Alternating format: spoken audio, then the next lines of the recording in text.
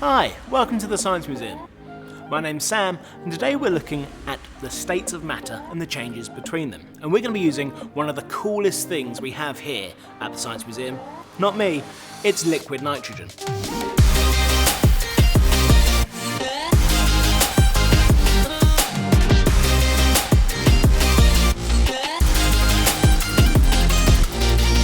Now, liquid nitrogen is minus 196 degrees Celsius, which is an extreme change of temperature from the room temperature around us here. And we're going to use that extreme change of temperature to do some pretty fun things. So Alexandra has a rocket balloon filled with gas that she's breathed into it. The container is filled with liquid nitrogen.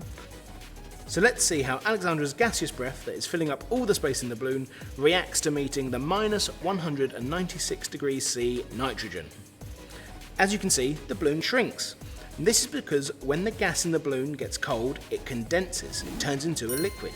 And liquid takes up about 1,000 times less space than the gas. Alexandra's now going to take the balloon out of the nitrogen, and you should hopefully be able to hear her breath sloshing around in the balloon as a liquid.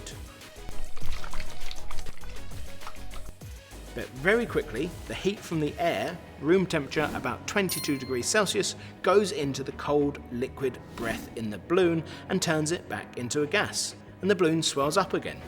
And now we're going to be doing a demonstration where we can see all of the basic states of matter and the changes between them. So Alexandra has a bottle in which we're pouring liquid nitrogen.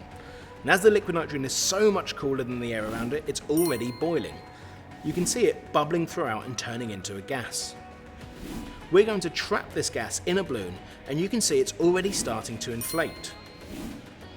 We are then going to make this process speed up by putting the bottle into water, which is a better conductor of heat. The nitrogen turning into a gas takes up 1,000 times the space it did originally. This is going to keep inflating until the balloon explodes. And you'll see all that cold nitrogen in the air condensing this water around it and looking a bit like a cloud.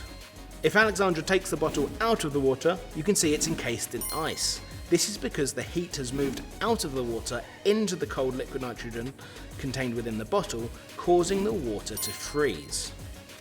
And if we stayed looking at that ice long enough, we'd see it melt.